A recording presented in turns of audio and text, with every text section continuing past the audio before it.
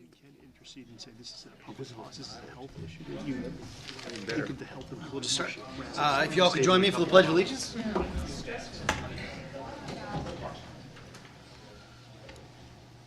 I pledge allegiance to the flag of the United States of America and to the republic for which it stands, one nation, under God, indivisible, with liberty and justice for all.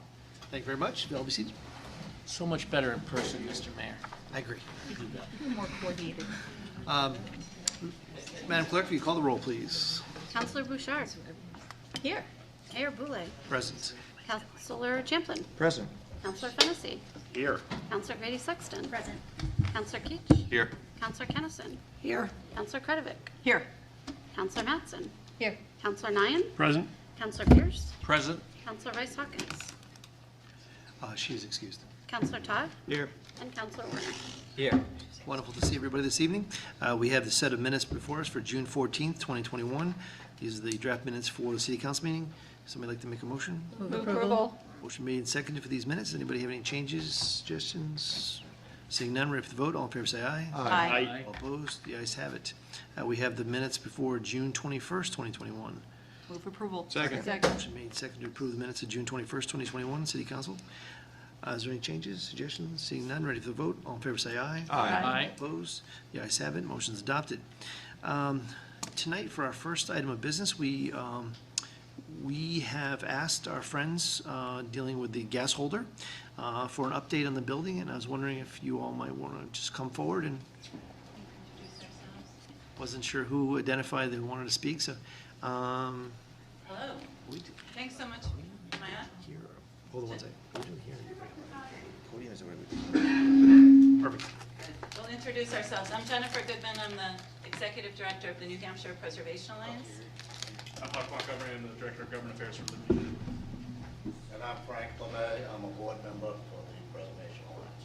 Well, welcome all. I appreciate all your efforts. I thought it might be helpful for us in the community, just a bit of an update of kind of where we are. Sure. I'm very happy to do so. Here's my advertisement. We just wanted to talk briefly about in two big areas. One is to give you an update on the very important emergency stabilization to prevent the catastrophic loss of this last of its kind landmark, the Concord gas holder.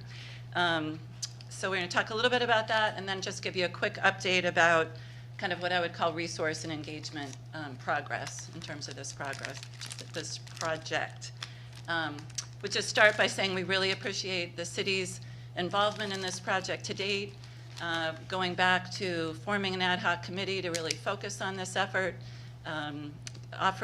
giving dollars to do an assessment of the building, adopting the feasibility study and an engineering report that came from that assessment, committing to an MOU that really lays out how the Preservation Alliance, City, and Liberty Utilities are working together, and really appreciate Mr. Vallea's work being a convener, helping us really have really strong three-party communication.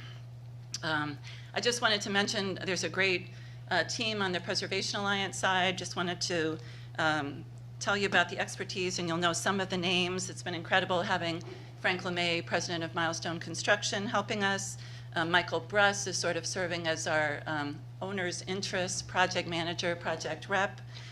We've got attorneys, Jack Crisp, Ken Viscarello, and Bob Cheney helping us out, as well as great environmental advisors, Ron Rayner and John Regan, who's here in the audience with us tonight. The materials and methods and design, what we're moving forward with, is very similar to what was envisioned when that Structures North report came out December, January of this past year. We're really pleased that Liberty is sharing the costs with the Preservation Alliance for that emergency stabilization, this really important phase one. And we're working over the next few weeks and months on both an agreement between Liberty Utilities and the Preservation Alliance on that stabilization plan, and the amount that Liberty will contribute to the full project beyond this great effort in paying half of this first stage.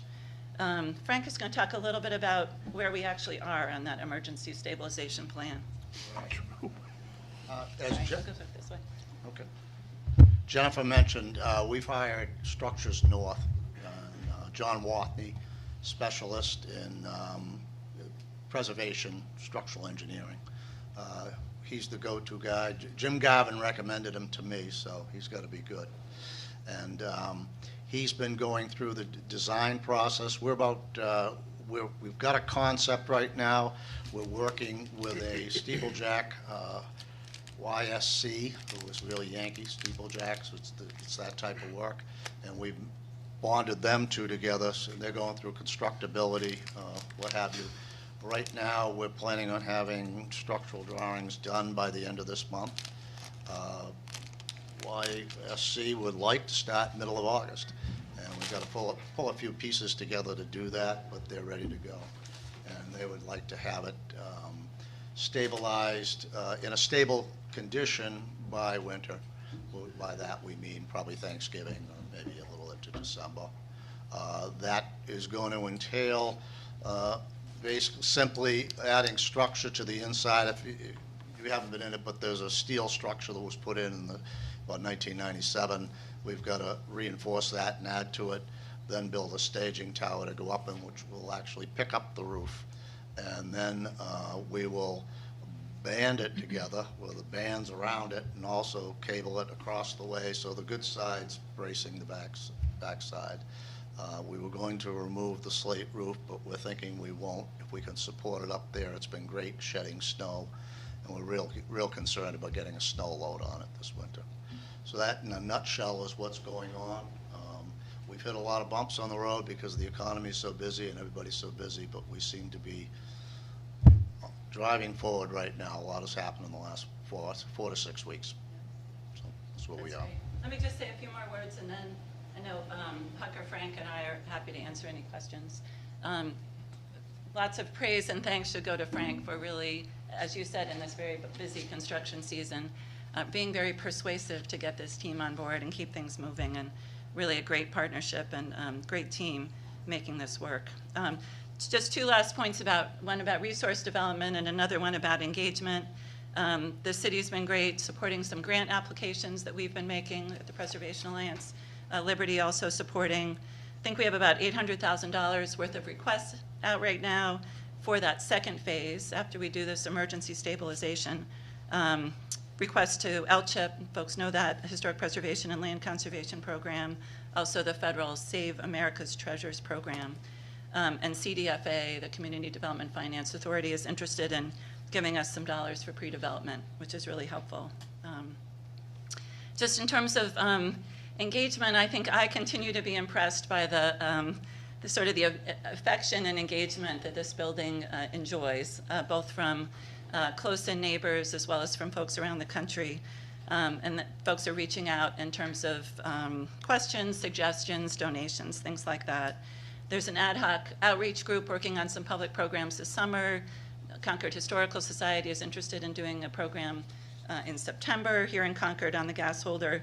And we're planning some really effective communications, interactive communications during the construction period so people know what's going on, and we just use that as an excuse to build even more support for the project. So thanks to the city for all you've done so far. I know we'll keep that open communication going as it's a complicated project, lots of steps ahead, but I think we're making great progress. Thank you. Any questions for? Mr. Montgomery, do you have anything you want to share before we open the questions? Oh, sure. Well, just want to say thanks to Frank for hustling to get the construction project done, because that is absolutely one of the pieces I think that we were the most just anxious to make sure we got taken care of. But just want to say that Liberty is really pleased to be part of this community-led effort and to do everything we can to actually preserve the gas holder. It's the place we're in today may not have been foreseeable when we first began looking at this partnership of working with Liberty, the city, the Preservation Alliance, but I think that collaboration really paid dividends, and appreciate the leadership of Mayor Boulay for sure. Councilor Champlin got a lot of this going from the beginning, and Mr. Bahia's work all along to sort of keep the collaboration rolling. And so we're really pleased to have identified a solution that we are actively working to bring to fruition that'll preserve this historic structure and will represent the best value for Liberty's customers and for the community. And I think it's a success story so far of being able to collaborate together to find this pathway forward. but we're not there completely yet to a final preservation plan, so we certainly want to focus on continuing to develop the resources we'll need to permanently preserve the building, but very pleased to see that we've been able to come to an agreement on a solution to at least do the immediate structural stabilization work that needs to be done now, and that we have a pathway forward for that permanent preservation plan that we're going to continue to collaborate on and work toward achieving that in the near term. So appreciate everybody's work on this, and looking forward to continuing to get the job done on it. Thank Happy you. to take any questions. Appreciate that. We're just going to go on. Councilor Pierce. Thank you. Thank you all very much for your efforts. I know a lot of people have done a lot of work to preserve this great building. Looking ahead, assuming this is all going to work, what are your visions, if any, for reuse of that building? You want to start with this answer? I think the short answer is to sort of repeat some concepts in that feasibility study that you all adopted in January, I think, of this year. I feel like this work is leaving the door open, wide open for an institutional or commercial user. And I think in that study, we really talked about active use of the site, and the question about what's going on inside or outside inside the gas holder is still a big question mark. Yeah. Okay, thank you. Mr. Credit. Thank you, Your Honor. Mr. Montgomery, it's good to see you in person. You are much taller here than on Zoom. I'm telling that on Zoom. On behalf of the Heritage Commission, really want to thank Liberty Utilities for coming to the table and participating here. It was definitely, as you mentioned, we weren't really sure at the start of our meetings, but on behalf of that committee, very much appreciate Liberty Utilities being at the table in a partnership with the city and the Preservation Alliance. Thank you. Thank you very much. What else? Councilor. Thank you for providing that update. Mr. LeMay, I think you were talking about an anticipated completion of the emergency repairs, perhaps around Thanksgiving, first week of December. Given the activity in the construction market, have you done any contingency planning in the event that you're not able to meet that deadline, given our likely snow load coming not that far behind that? The key is to get the staging and the shoring up in time. Once we've got that, we can work on other things, and that could go into cold weather. But the real key, if you think about it, it's a cone on top of a round brick structure. The round brick structure, the retaining ring that holds it all together has failed. And if we can get that up in the air and supported, that's the critical point. Other things could happen. I won't guarantee anything because I'm not physically doing the work, but every day is a challenge in our business these days, so all you can do is meet the challenge. I just want to say thank you very much for coming out and just sharing with us, getting us a little update. Really appreciate it. As you can imagine, as time ticks away and we're getting closer and closer to winter, unfortunately, there was just lots of questions as to, and knowing the pressure that you were all under in terms of the construction seasons and such. So I appreciate every one of your efforts. Thank you all so much for coming out, and appreciate the update. Thank you. Thank you. Okay. That takes us to our consent agenda. Do we have a motion on the consent agenda? Move approval. Second. We have a motion made and seconded to approve the consent agenda. No, there were 2 additional items added to item 23, though. So I think you've all received today item 23. There was some additional items. I believe it was a map, and it was a revised agreement to that. Yep. Also note that item 26, which is the mural, right, item 26, Council Champlin will be taking Rule 6, excuse me. Anything else? I'm sorry, Council. Council Champlin will take Rule 6. Oh, on okay. I'm Item sorry, I 20, missed the Rule 6. on item Thank you. 26. Anything else? Okay. So with that, we have a motion on the consent agenda to adopt it. All in favor, say aye. Aye. Opposed, and the motion is adopted. That takes us to our public hearings this evening. Madam Clerk, item 38A, please.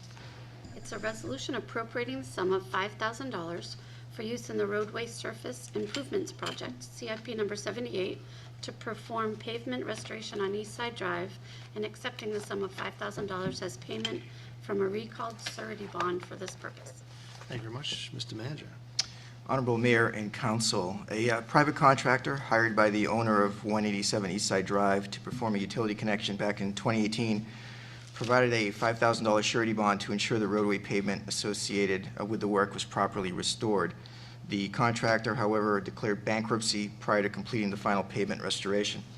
So the city's engineering division and the legal department have been doing yeoman's work trying to get the surety provider to release the funds associated with that bond, and those funds are on for appropriation this evening, and that those dollars will allow the General Services Department to actually complete the restoration. Happy to take any questions. Thank you very much. Is there any questions for the manager? Okay, seeing none, at this time, we'll open the public hearing. Anyone wish to testify on this item? Seeing none, we'll close the public hearing, and Madam Clerk, would you be so kind as to read item 38B, please? Yes, it's a resolution appropriating the sum of $10,825 for the purchase of a track trail groomer for the Beaver Meadow Golf Course, CIP number 515, and accepting the sum of $10,825 as a donation from the Capital Ski and Outing Club for this purpose. Thank you very much. Mr. Baye. The Nordic ski community in Concord has started to raise money toward a fundraising goal of $60,000 to $70,000 to help purchase a new tracked snow machine to improve the conditions of the cross-country ski trails at Beaver Meadow. We've been working to make it a full year-round facility. So this donation of $10,825 from the Capital Ski and Outing Club brings their fundraising amount up to date to just over $20,000. Glad to take any questions. Questions? Seeing none, we'll open the public hearing. Anyone wish to testify on this item? Seeing none, we'll close the public hearing. Madam Clerk, item 38C, please.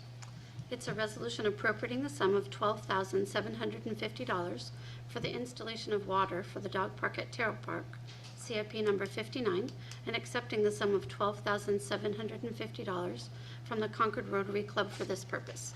Thank you very much. Mr. Baye. Phase 1 of the Terrell Park improvements included the first section of the Merrimack River Greenway Trail, a new dog park, as well as a new upper parking lot. As part of the project, the city had hoped to install a water line to the dog park, but due to the cost of the project, that element was not ultimately included. The Concord Rotary Club has stepped up and since donated the $12,750 needed to install the line, and with this donation, the city can now provide water to the new fountain that's located within Terrell Park. Thank you very much. Any more questions? Council Champlin. Thank you, Your Honor. I'm wondering, Mr. Baye, has the sign acknowledging the gift from the Rotary Club been installed yet? Mr. Gill has given me the high sign, yes, that it has been installed. Excellent. Thank you very much. Thank you, Your Honor. Anyone else? Okay, seeing none, at this time, we'll open the public hearing on this item. Anyone wish to testify? Seeing none, we'll close the public hearing. Madam Clerk, item 38D, please.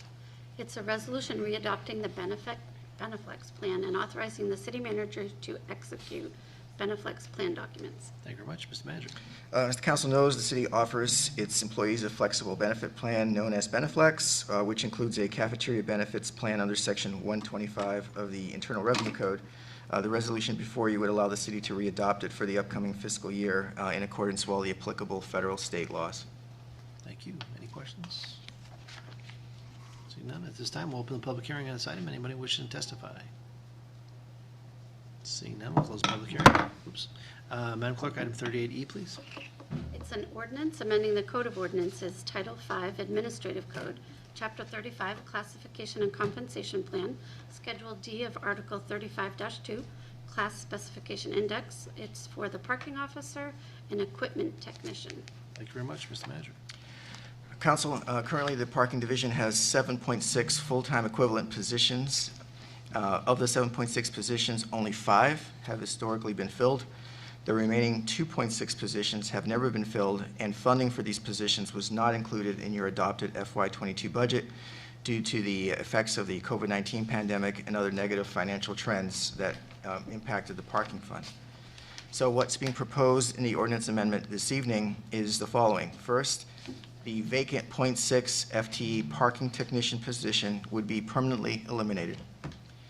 Then the remaining 6 parking enforcement officer and 1 parking technician positions would be reclassified into a new position titled Parking Officer and Equipment Technician.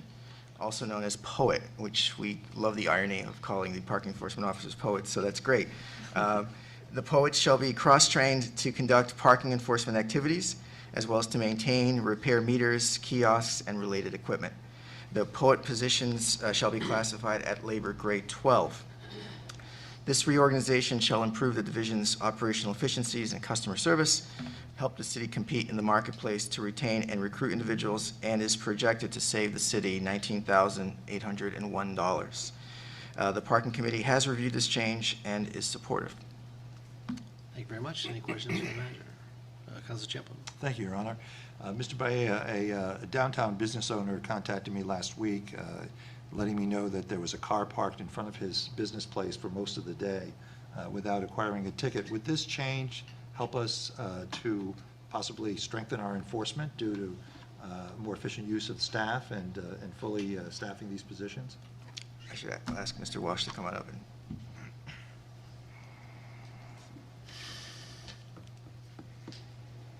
Good evening, Your Honor, members of the council. Councilor Champlin, I believe it will. Currently, we have multiple vacancies in the division. We are operating with a bare minimum of parking enforcement officers, which is contributing to the phenomenon that you mentioned on Main Street. By reclassifying these positions to labor grade 12, we're hopeful that it will be more competitive in the marketplace and allow us to fill the vacancies that we do have to get to a full complement so we can enforce our 60 hours a week that we currently do now. Thank you, Mr. Walsh. That's the answer I gave him. I just wanted to make sure I was being accurate. There you go. Thank you so much. Thank you, Your So Honor. we have budgeted 6 individuals for enforcement. We had 4, 1 just resigned, we're down to 3, is that correct? You're correct, yes. We only have 3 parking. So when people wonder why there's only 3 bodies for 65 hours a week, right? It's been a struggle, yes. That's great. Thank you, Your Honor. Most people probably don't know what pay grade 12 is. Can you tell us the range? Or I can, yes. It's currently the PEOs, parking enforcement officers, are at 9, and the parking technician was at 10. Those are the positions being eliminated. The new one that is going to be at 12 has a pay range of $40,102 as the entry step to a maximum of $58,032 the other end of the scale. So basically, this is a good opportunity to let people know there's a $41,000 job available at the city if they wanted to apply, because we have some openings. And we're willing to train you, and you just need a high school diploma, yes. Thank you very much. Anyone else? Okay, thank you, appreciate that. Thank you, yes. Do you have any further? I do not. Okay, at this time, we'll open the public hearing. Anyone wish to testify? Mr. Swiker. Good evening, sir. How are you? Good evening, mayors, members of the council, deputy city manager and city clerk. I'm Roy Schweiker, and I understand if you're having trouble filling a position that raising the pay is a good way to help it, but I think this particular plan probably will not accomplish what it's supposed to. I'd like to propose a minor variation. You create 3 of these new poets. That way you'll have someone that can fix the thing around more of the time, which is a problem right now. If you only have 1, you leave, you don't have anybody. And you have 3 people maybe at labor grade 11. And the reason I'm suggesting this is, when I worked for the state, part of the problem is to get a salary for a certain job, you add all sorts of requirements to it, and that makes it easier to raise the salary when you're doing compensation stuff. But it also means it's wacky who you get. Like when I worked for the state, a lot of the people that did clerical jobs were called a clerk stenographer. To be a clerk stenographer, you had to be able to take and read shorthand. But even back as long ago as that, basically nobody did shorthand. But if you could get a higher level job and more pay, but you weren't necessarily getting the people you want because doing shorthand wasn't really a requirement of the job, but you had to do it to get that job. And that's what I'm thinking about this, that everybody is going to have to be able to repair parking meters, and sure, you'll train them, but I don't think $20 an hour is a lot of money for what's essentially an electronics technician. I think you'll train them and they'll find an electronics technician job somewhere else that'll probably pay them more and not have to deal with irate motorists and whatnot. So I think that it's a mistake because the people you're hiring may not be the people you want for this job. you know, because everyone doesn't have to fix meters. And at the same time, you're likely to have more turnover rather than less by having that additional requirement to fix meters. So like I said, I'd like to have only 3 of those people, and then 3 labor grade 11s, because they're not quite as skilled, to be an entirely different concept. And I've explained this concept before, but half of the city council is new, so I'll try it again. I mean, here you've got a bunch of people walking around downtown with an opportunity to interact with the public. And so instead of having them wear military uniforms and essentially, you know, pass an unfriendly aura in some cases, what we need to do is call these people city greeters or downtown ambassadors or something. Let them wear straw hats and have a red sash or something. Let them carry a over-the-shoulder bag like the post office that's got city maps and stuff like that. And when they see people, you know, that look lost, you know, go up to them, say, hi, you know, I'm the city ambassador or whatever you want to call them. You know, can I help you?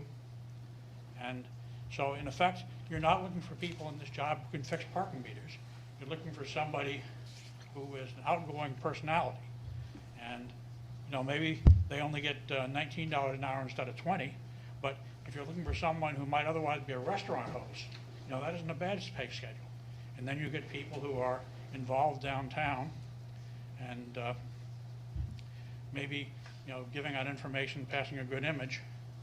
So I really think that you need to rethink this idea of having, you know, a bunch of nerds doing the parking enforcement instead of a bunch of, I don't know what you call them, hosts, greeters. So anyway, that's what I have to say. And the second thing is, once again, I used to attend parking committee meetings long ago, and one of the things we were promised when we went to this new system of expanding the meters is we would have more parking presence in the neighborhoods. But, you know, the problem with having the, you know, downtown facilities manager run the parking division is the parking division only thinks about downtown. I mean, you're bragging about how many hours you're enforcing the parking, but really that's less than half of the week. A lot of the problems in parking occur in the evenings in neighborhoods.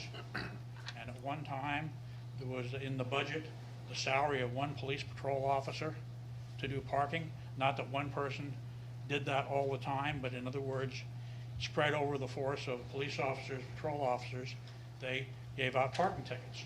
But that's been eliminated from the budget for years. But I think we need to go back to that, either designate one salary or come up with a thing, that a ticket that's issued by the patrol officers instead of the parking division. The money from that ticket goes into the police fund and not the parking fund, to try and encourage the police department to actually have an interest in giving out parking tickets. Because I mean, we have a problem in the neighborhoods with, you know, things going on at night and weekends when there's no parking officers on duty, because if you can't even find them downtown, they're not patrolling the neighborhoods. So we need to go back to the thought of we are going to have 7-day-a-week, 24-hour coverage of somebody issuing parking tickets. And if it's not parking officers, let's encourage the police to do it. Thank you. Thank you. Anybody have any questions for Mr. Swiker? Thank you. Appreciate you coming out tonight. Thank you so much. Good evening. Yeah, welcome. Thank you. I haven't been here in a long time. We've missed you. Thank you.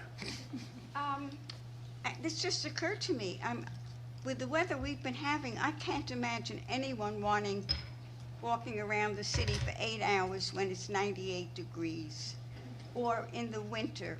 So has anyone considered making these part-time jobs so that no one has to suffer from the results of awful weather? Would that make it more feasible in terms of keeping people? Because I don't know how many people would want to do that for a long time. We've actually had part-time positions in the past, and How did it work? we've run into the same problems as we're experiencing today. Yeah, but it's hotter now. I mean, our weather's worse. It's really, I don't know who would want to be out there for 8 or 9 hours a day when it's 98 degrees, and we're getting more and more of that weather. I'm not saying that I'm right. It's just something I wondered if you would consider. Absolutely. Thank you very much. It's good to see you. Anyone else wishing to testify? Okay, with that, we'll close the public hearing. And that concludes our public hearings for this evening. We are at our action phase. And Madam Clerk, could you read item 39, please? Yes, it's a resolution appropriating the sum of $5,000 for use in the roadway surface improvements project, CIP 78, to perform pavement restoration on East Side Drive and accepting the sum of $5,000 as payment from a recalled surety bond for this purpose. Move approval. We have a motion to approve this item, and it's been seconded. Is there any discussion?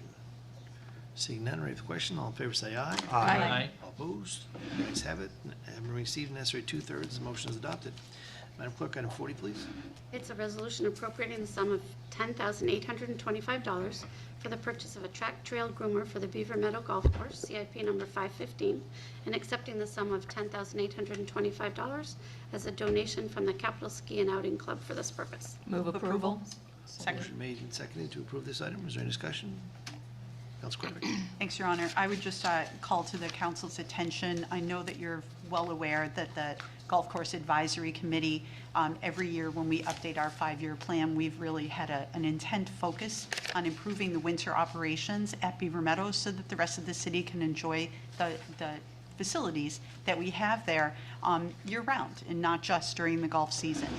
The partnership that we have with the ski community, the cross-country ski community, really was highlighted a couple of years ago when we had a fantastic groomer that did a great job at the golf course. It brought the colleges there to participate in the snow conditions. It really made a difference. I would hope everybody in the community helps support the fundraising efforts for this. I'll talk a little bit later about what is coming up here shortly, and I just ask the council for their participation and support of these contributions. Thank you.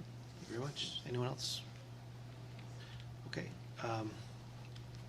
Councilor Quenneville took most of what I was going to say, so I'm thank you sorry. much. No, that's great. All right, we ready for the question? Can I just say one more Councilor thing? Fennessy.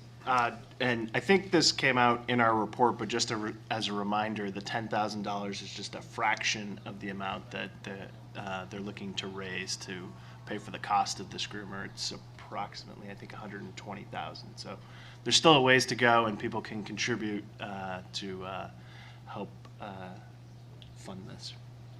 Thank you. Anyone else? Okay. All in favor, say aye. Aye. All opposed? The ayes have it. Having received necessary two-thirds, the motion is adopted. Madam Clerk, item 41, please.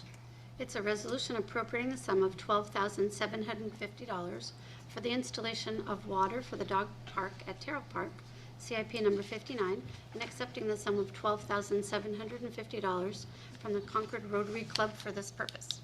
Move approval. Motion made and seconded to approve this item. Is there any discussion?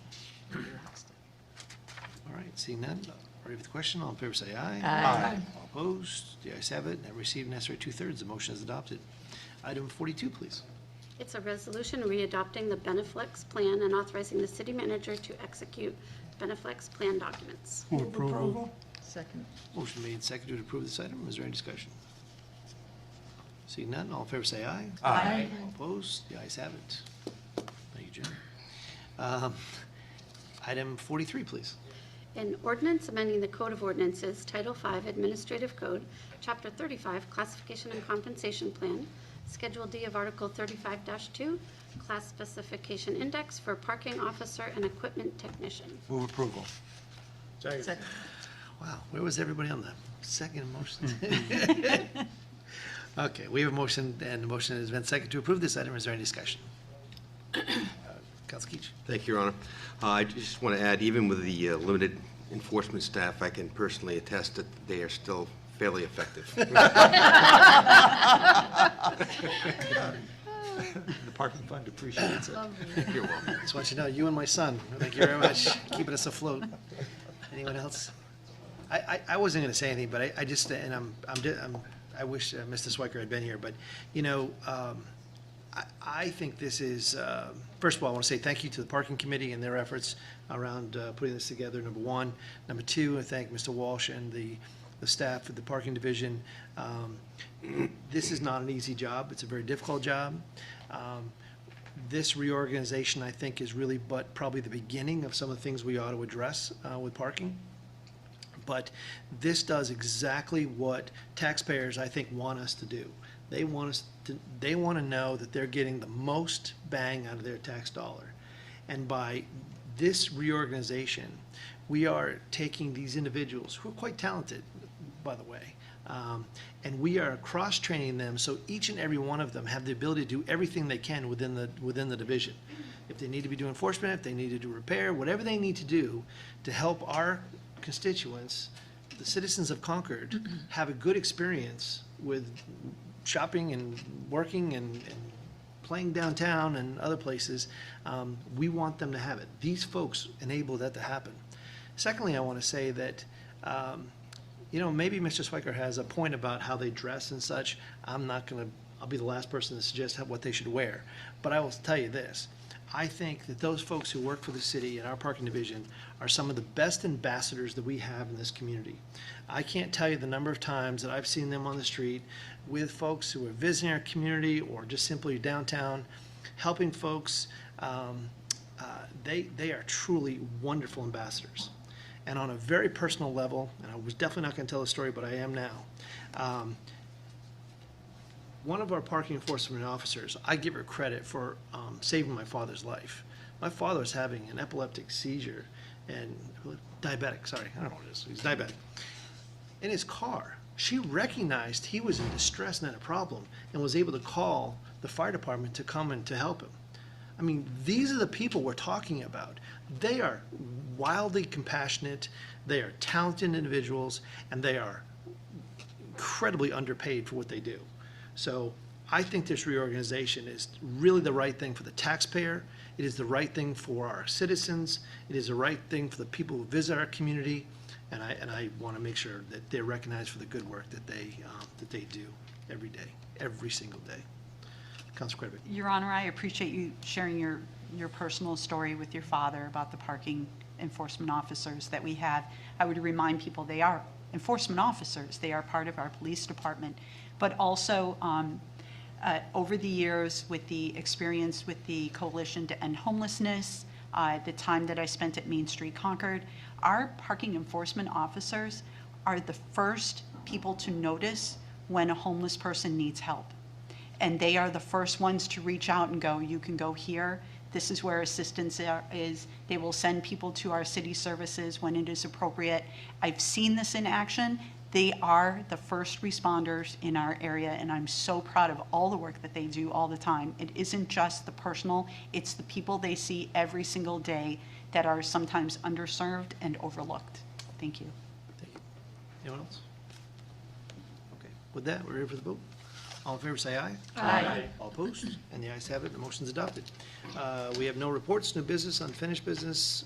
We have comments. Before we get to the comments, we did have non-public session in accordance with RSA 91A:32I. This is a consideration with legal advice. Motion to seal? We have a motion to seal the minutes, Second. which has been seconded several times. So we have motion and second. All in favor, say aye. Aye. All opposed? Thank you very much. The motion is adopted. Just wanted, before I forgot that, so thank you. So comments. Anybody have anything they'd like to share? Councilor Bouchard. Thank you, Mr. Mayor. July is the National Parks and Recreation Month, and I would like to thank Mayor Boulay for recognizing July as National Parks and Recreation Month here in Concord. The mayor signed a proclamation declaring it so, and the councilors should be receiving that proclamation within a short period of time. The proven benefits of our parks and recreation programs and green spaces greatly add to our community quality of life and economic development. Concord's first park dates back to the late 1800s. Concord now has 20 parks, pocket parks, and little play lots, and a public golf course. Concord has had 7 neighborhood pools since the 1930s. Over the past decade, the City Council has supported building our first state-of-the-art citywide community center and worked with the community to fund and build the Merrimack Lodge at the White Park and an off-leash dog park, to name a few things that the council has done in the last decade for the Parks and Recreation Department. The Parks and Recreation Department also maintains our city cemeteries. Concord's first cemetery dates back to 1730. Now the city has 13 cemeteries. I am excited the city continues to plan for the future. Terrell Park, the Merrimack River Greenway Trail, enhanced cross-country skiing at the golf course, cemetery upgrades and improvements at the Kiwanis Riverfront Park, just to name a few. And most recently, the Recreation and Parks Advisory Committee had 2 different groups come in. One group looking for the city to do disc golf, which is a growing sport that a lot of our neighboring communities have.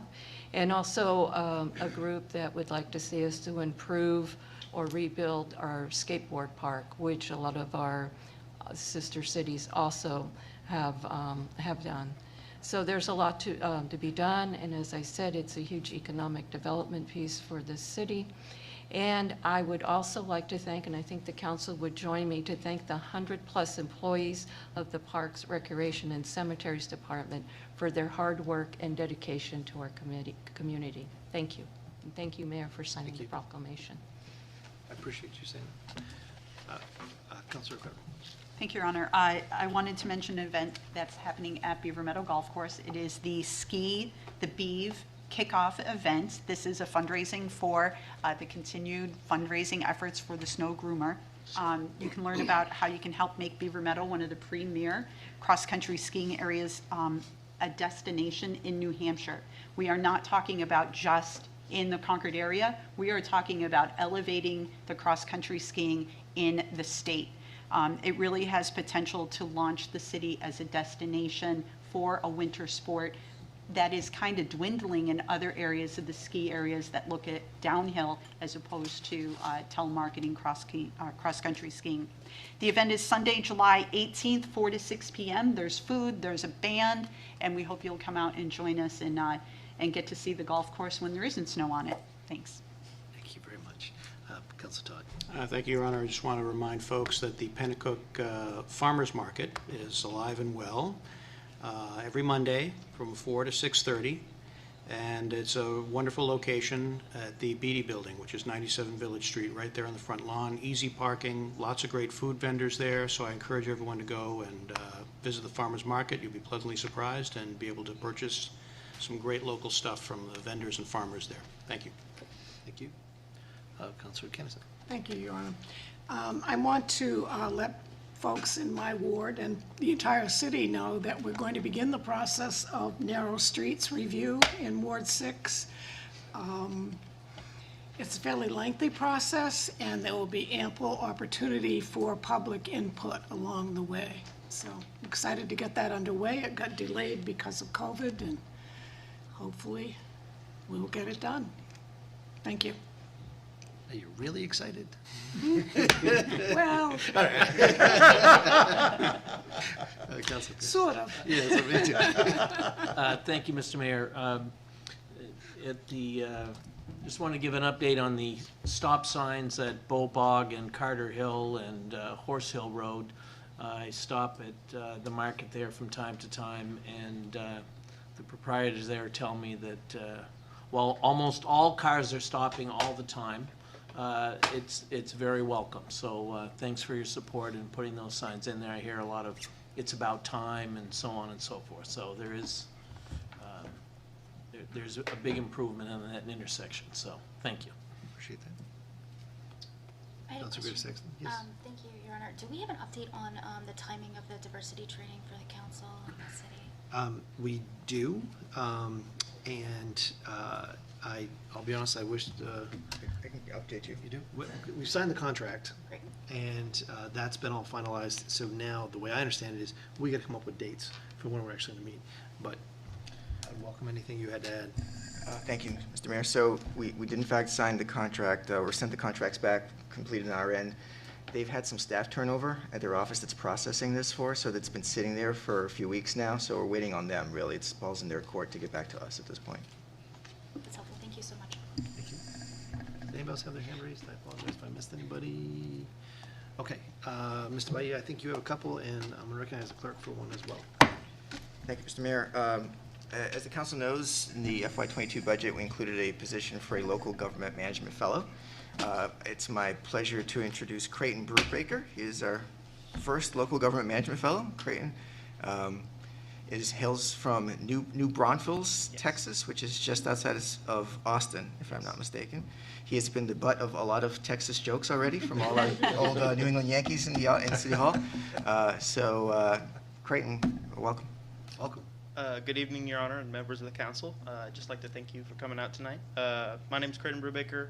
Like Mr. Bahia said, I'm from the Austin, Texas area. I just graduated from Texas A&M in May, and I'm excited to get to work with Mr. Bahia and Mr. Walsh and the rest of the staff on different economic development projects and other projects in the city. So thank you for having me. Welcome. Welcome. Glad you're here. Thank you. You have one other item, I think. I do. At the, I believe it was the last council meeting, there was a discussion about setting a public hearing for the Atlantic Broadband franchise agreement. We have been working on a date that hopefully will work for folks. It's September 20th, which is basically the recessed meeting in September for the council. So bring that up for your discussion. Does that work for everyone? Who knows? 5:30 or? We're going to go ahead and another notice it, early and there'll be a public hearing. It's now on the calendar. Clerk's the date that goes set? 20th. Sorry. Counselor Bouchard asked if Time? it could be at Time, 7 o'clock? I think 5:30? she asked for 5:30. 2 o'clock?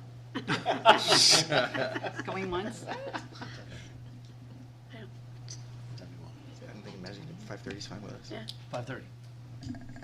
Thank you. It's in the calendar. Absolutely. Okay. That will go out on the calendar in a public notice. Thank you very much. So, Your Honor, that is the day we meet at FPAC. That meeting typically goes from 20th. The 6th, I bet FPLAC is pretty nimble and flexible, and they can work it out. There you go. Maybe not. I mean, Well, I think you're right, Your Honor. I think we can be very nimble that day. This is a date we've tried to schedule 3 or 4 times now, so. I'm looking forward to it, thank you. I'm looking forward as much as I am on the streets. I'm sure it'll be a very concise agenda at FPAC. Okay. So quick. Madam Clerk, you have an item. Yeah, just to remind residents within Ward 4, there is a special election being held tomorrow. Polls are open 7 a.m. to 7 p.m. You can vote at the Boys and Girls Club. Any questions, please call the city clerk's office. Thank you very much.